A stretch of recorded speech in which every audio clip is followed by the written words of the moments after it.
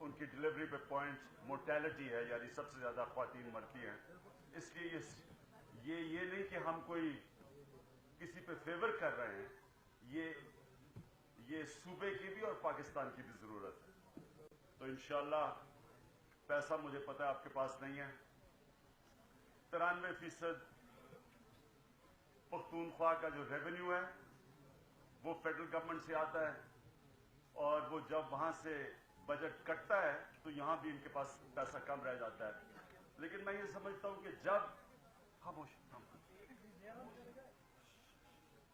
جب آپ کا ارادہ انسانیت کے لیے ہوتا ہے تو پھر اللہ بھی آپ کی مدد کرتا ہے، پیسہ آپ کے پاس آ جائے گا.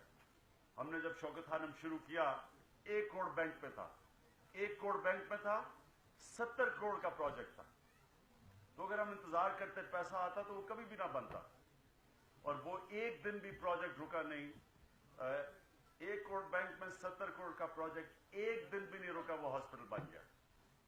اور سوچے کہ 4 ارب کا لاہور کینسر ہاسپٹل کا خسارہ ہے، اور اس کے باوجود 4 ارب کا یہ پشاور کا کینسر ہاسپٹل کھڑا ہو.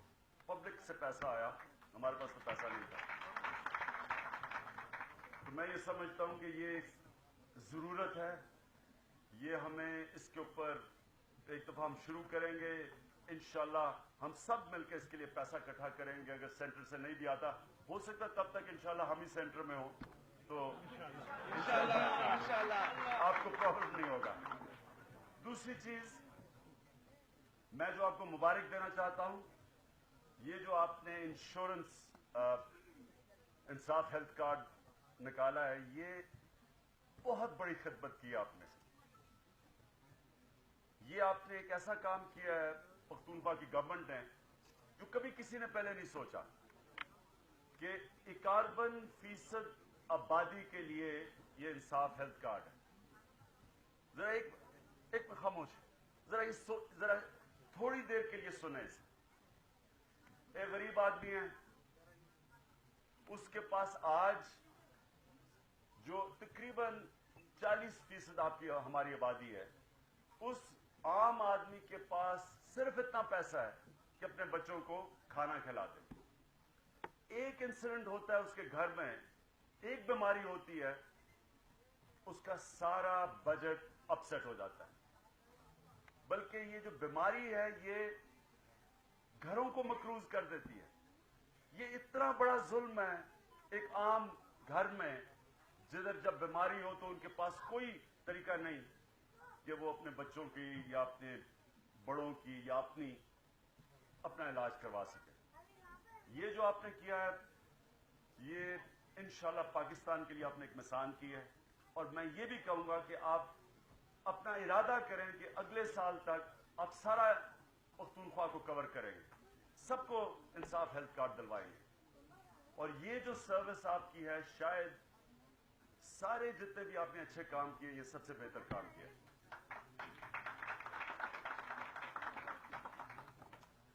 اب میں جو ڈاکٹر ناراض ہو گئے ہوں گے، پرویز خٹک جی سچ بولا انہوں نے. میں یہ کہوں گا کہ ہمارے ڈاکٹرز کو ہم تب تک گیج نہ کریں جب تک ہم ان کو وہ انسٹیٹیوشنز نہ دیں. جب تک ان کے پاس وہ انسٹیٹیوشنز نہ ہوں، ہم ان سے بھی ایکسپیکٹ نہیں کر سکتے کہ وہ ریزلٹس پروڈیوس کریں. اب انشاءاللہ جو سٹرکچر ہم لے کے آ رہے ہیں پختونخوا میں، یہ وہ سٹرکچر ہے جو میرٹ کے اوپر ہے. اب تک گورنمنٹ ہاسپٹلز کے پیچھے رہ گئے پرائیویٹ ہاسپٹل سے صرف ایک وجہ سے، پولیٹیکل انٹرفیئرنس، نیپوٹزم، پوسٹنگ اور ٹرانسفر کے اوپر سفارش اور میرٹ نہ ہونے کی وجہ سے جو گورنمنٹ ہاسپٹلز ہیں وہ پیچھے چلے گئے. ہم جب بڑے ہو رہے تھے پاکستان میں، اس گورنمنٹ ہاسپٹلز ٹاپ کوالٹی کے تھے. میں میو ہاسپٹل میں پیدا ہوا تھا. آج پتہ نہیں 100 دفعہ سوچیں گے کہ میو ہاسپٹل میں کوئی پیسے والا خاندان اپنے بچوں کو ڈلیور کروائے گا، کیونکہ وہ گورنمنٹ ہاسپٹل جو اونچی کوالٹی کے تھے آہستہ آہستہ سارے کولیپس کر گئے. اور اس کی سب سے بڑی وجہ گورننس، پولیٹیکل انٹرفیئرنس، کسی نے توجہ نہیں دی. جو پیسے والے لوگ ہیں وہ ان کو پرائیویٹ ہاسپٹلز مل گئے، جو اور زیادہ پیسے والے لوگ ہیں ان کو وہ باہر جا کے علاج کرواتے ہیں. تو کوئی انسینٹو نہیں رہا کہ گورنمنٹ ہاسپٹلز کو ٹھیک کیا جائے، نہ ہی کوئی انسینٹو رہا گورنمنٹ اسکولوں کو ٹھیک کیا جائے. اور آہستہ آہستہ جو گورنمنٹ یونیورسٹیز ہیں ان میں بھی کوئی انسینٹو نہیں ہے. پیسے والے لوگ اپنے بچوں کو باہر بھیج دیتے ہیں ہائر ایجوکیشن کے لیے. آپ کی انفارمیشن کے لیے کہ جتنے ہر سال پاکستانی اوورسیز اپنا کینسر کا علاج کرواتے ہیں، ہر سال آپ ایک نیا اس پیسے کو اگر پاکستان میں خرچ کریں تو آپ ہر سال ایک نیا کینسر ہاسپٹل بنا سکتے ہیں. جتنا ہمارے ہائر ایجوکیشن کے لیے اسٹوڈنٹس باہر پڑھنے جاتے ہیں، جتنا ان کے اوپر خرچہ ہے ہر سال، آپ یہ سوچیں کہ وہ جو خرچ کرتے ہیں باہر وہ پاکستان کے ایجوکیشن بجٹ سے زیادہ ہے. چند ہزار بچے اوورسیز جو پڑھتے ہیں، پاکستان کے ایجوکیشن بجٹ سے زیادہ پیسہ ان کے اوپر خرچ ہوتا ہے. تو یہ ایک ایلیٹ کا نظام ہے، ایک عوام کا نظام ہے. یہ چیلنج پاکستان کا، اگر جو ہم پکچر کرتے ہیں نیا پاکستان، تو اس میں یہ چیلنج ہے کہ ہم نے یہ نہیں کہ ہم نے اوپر والے لوگوں کا سٹینڈرڈ نیچے لے کے آنا ہے، ہم نے نیچے والے لوگوں کا سٹینڈرڈ اوپر لے کے جانا ہے. ہم نے گورنمنٹ سکولز کو، اور جو میں یہاں آج عاطف نہیں ہے، پہلی دفعہ پاکستان میں 34,000 بچے پرائیویٹ سکولوں سے گورنمنٹ سکولوں میں واپس گئے. یہ بہت بڑی اچیومنٹ ہے.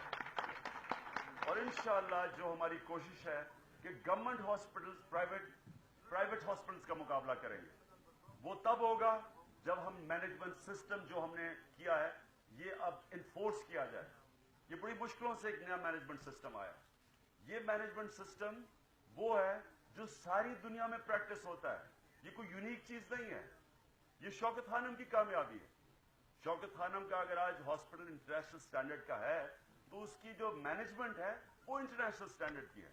وہی مینجمنٹ گورنمنٹ ہاسپٹل میں لے کے آئے ہیں. مشکل نہیں، بڑی مشکل سٹرگل سے، بڑے اسٹے آرڈرز کے بعد ان کو خارج کر کے بڑی ڈاکٹرز کو کنونس کیا کہ کسی کو نقصان نہیں ہوگا. ون ون سچویشن ہے سب کے لیے. یہ آسان نہیں تھا، لیکن مجھے خوشی ہے کہ اب جو بیسک جو سٹرکچر ہے ہاسپٹلز کا، ٹرشری کیئر ہاسپٹلز کا، وہ ہو گیا ہے کہ اب اس میں صحیح معنی میں ہم امپروو کر سکتے ہیں.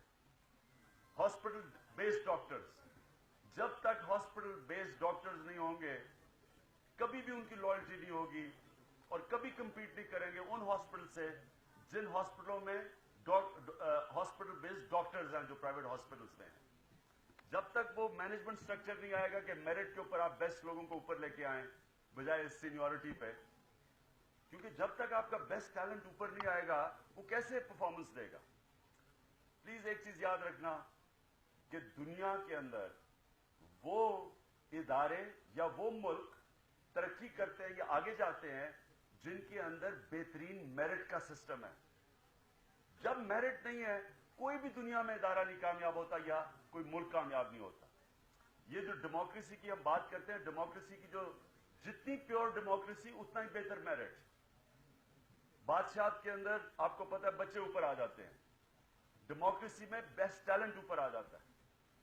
جس طرح کرکٹ ٹیم کا کہ اگر میں کرکٹ ٹیم تب جیتے گی ورلڈ کپ جب پاکستان کا بہترین ٹیلنٹ اس ٹیم میں ہوگا. اگر میں سفارشی ڈال دوں گا وہ نہیں مقابلہ کرے گا دنیا کی ٹیموں.